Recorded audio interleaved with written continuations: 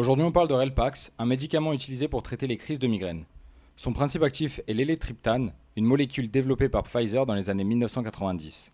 Après plusieurs essais cliniques, Relpax obtient une autorisation de mise sur le marché en Europe en 2001, puis est lancé aux États-Unis en 2003.